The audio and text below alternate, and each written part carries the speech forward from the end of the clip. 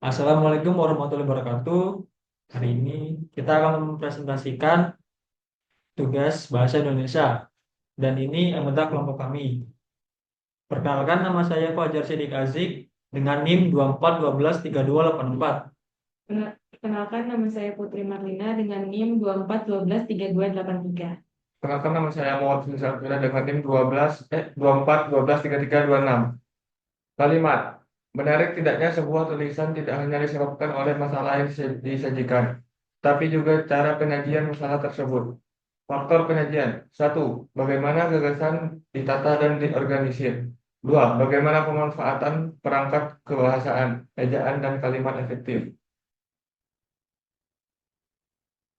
Pengertian: kalimat merupakan suatu bentuk bahasa yang mencoba menyusun dan menuangkan gagasan seorang secara terbuka untuk dikomunikasikan kepada orang lain. Kalimat harus memenuhi sasaran, mampu menimbulkan pengaruh, meninggalkan kesan, dan memunculkan selera baca.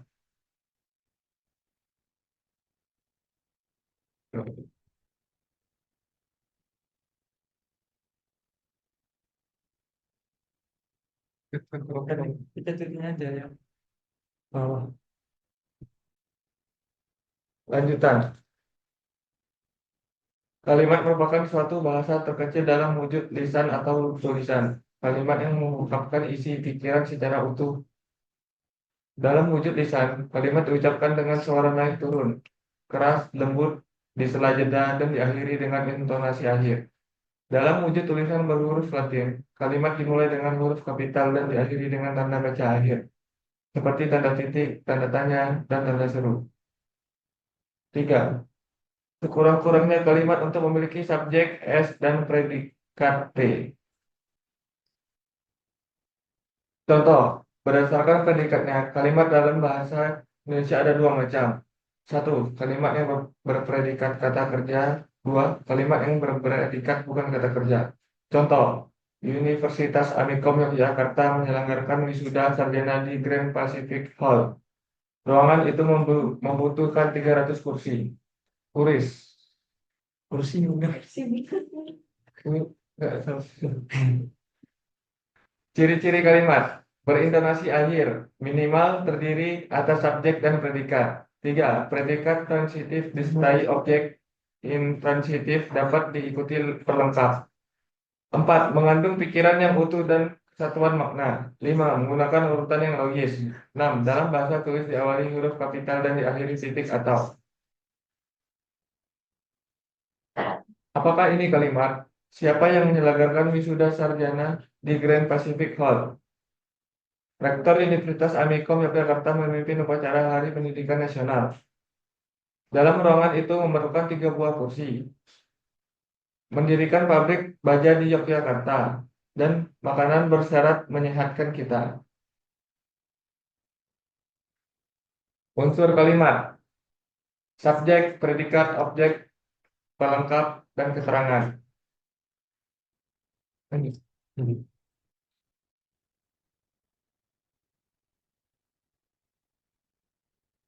Subjek S adalah bagian kalimat yang menunjukkan pada pelaku, tokoh, sosok, suatu hal, atau suatu masalah yang menjadi pokok. Fungsi-fungsi subjek terdiri dari: 1. Membentuk kalimat dasar, kalimat luas, kalimat tunggal, kalimat majemuk. 2. Memperjelas makna. 3. Menjadi pokok pikiran. 4. Menegaskan atau memfokuskan makna. 5. Memperjelas pikiran ungkapan. Dan 6. Membentuk kesatuan pikiran. Ciri-ciri subjek yaitu: 1. Merupakan jawaban atas pertanyaan apa atau siapa.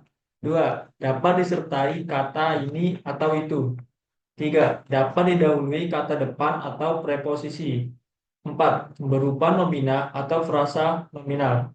Dan yang terakhir, dapat diingkarkan dengan kata bukan. Di mana subjeknya? Ini contohnya. 1. Dalam ruangan itu memerlukan 3 buah kursi. 2. Saya makan nasi. 3. Ibu membeli sayur. 4. Bapaknya pergi ke Solo. 5. Universitas Amikom sedang dibangun. Predikat. Apa itu predikat? Predikat itu adalah bagian kalimat yang menunjukkan perbuatan dan menyatakan sifat atau keadaan subjek. Dan termasuk juga sebagai predikat adalah pertanyaan tentang jumlah sesuatu yang dimiliki subjek. Ciri-ciri predikat adalah satu, jawaban atas pertanyaan bagaimana, mengapa, atau berapa terhadap subjek. Dan dapat diingkarkan dengan tidak atau bukan. Selanjutnya dapat disertai kata aspek seperti akan, sedang, sudah, selalu, hampir. Atau modalitas, sebaiknya, seharusnya, seyogyanya, dan selayaknya. Dan selanjutnya tidak didahului kata yang, untuk, dan sejenisnya. Dan yang terakhir didahului kata adalah, ialah, yaitu, dan yakni. Yang mana predikatnya? Satu, ayah menyayangi anaknya. Dua, singa yang menerkam dosa itu. Tiga, COVID-19 telah menyebabkan kematian ribuan orang di Indonesia. Empat, pertemuan untuk memilih ketua kelas baru. Dan yang terakhir, KPK menangkap korupsi yang menyebabkan kerugian negara. Ini adalah pengertian objek. Objek adalah unsur kalimat yang dikenai perbuatan atau menderita akibat perbuatan subjek dan sebagai bagian yang melengkapi predikat. Objek hanya ditemukan dalam kalimat yang berpredikat kata kerja. Dan terakhir, objek tidak dapat mendahului predikat dikarenakan predikat dan objek adalah satu kesatuan. Ciri-ciri objek terdiri dari satu, langsung mengikuti predikat. Dua, dapat menjadi subjek kalimat pasif.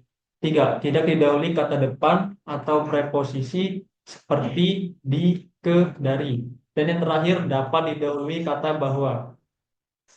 Di mana objeknya? Ini contohnya, ekspor non migas mendatangkan. Dua, Budi bermain bola basket di lapangan. Tiga, paman menanam jagung di kebunnya. Empat, Asep memerah sapi untuk diambil susunya. Dan yang terakhir, uangnya hilang. Pelengkap. Pelengkap itu adalah unsur kalimat yang melengkapi predikat dan tidak dikenai perbuatan subjek. Dan fungsi pelengkap memiliki perilaku yang hampir sama dengan fungsi objek. Ciri-ciri pelengkap, melengkapi makna kata kerja, tidak didahului preposisi, tidak dapat menjadi subjek dalam konstruksi pasifnya, dan yang terakhir terletak di belakang predikat bukan verba transitif. Di Di mana pelengkapnya? Contohnya, satu, dia meminjami saya novel baru. Dua, negara Republik Indonesia berdasarkan Pancasila. Tiga, saya berjualan sayur bayam. Empat, saya menghadiahi ibu baju lebaran. Dan terakhir saya sering berbicara tentang hal ini. Keterangannya adalah merupakan unsur kalimat yang memberikan informasi lebih lanjut tentang suatu yang dinyatakan dalam kalimat. Contohnya, misalnya, memberi informasi tentang tempat, waktu, cara, sebab, dan tujuan. Keterangan tidak bergantung dengan fungsi lain, artinya tidak ada syarat yang mengikat atas hadir tidaknya fungsi keterangan. Ciri-ciri keterangan yaitu memberikan informasi tentang waktu, tempat, tujuan, cara, alat, kemiripan, sebab, atau kesalingan. Memiliki keleluasaan, letak atau posisi, dapat di awal, akhir, atau menyisip antara subjek dan predikat. Didahului kata depan seperti di, ke, dari, pada, dalam, dengan, atau kata penghubung atau konjungsi jika berupa anak kalimat. Di mana keterangannya? Contohnya, satu, saya berjualan sayur bayam di pasar. Dua, kemarin pagi saya menghadiahi ibu baju lebaran. Tiga, anak presiden telah diwisuda 3 hari yang lalu. Empat, pagi tadi aku memutuskan pergi dari rumah. Dan terakhir, bayi harus minum ASI selama 2 tahun.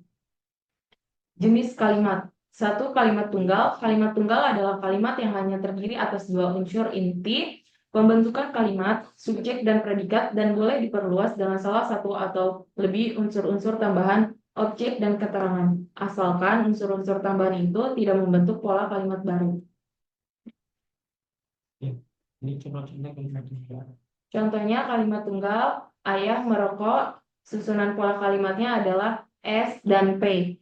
Selanjutnya, adik minum susu dan susunan pola kalimatnya SPO. Lanjut, ibu menyimpan uang di dalam laci. Susunan pola kalimatnya adalah SPOK. Lanjutannya adalah kalimat majemuk. Kalimat majemuk adalah kalimat-kalimat yang mengandung dua pola kalimat atau lebih, mempunyai lebih dari satu subjek atau predikat. Cara pembentukan kalimat majemuk adalah satu, memperluas bagian-bagian kalimat tunggal. Contohnya, anak itu membawa novel, yaitu kalimat tunggal. Dan dua, anak yang menyapu di perpustakaan itu sedang membaca novel. Menggabungkan dua atau lebih kalimat tunggal, yaitu Susi menulis surat dan Bapak membaca koran. Jenis-jenis kalimat majemuk.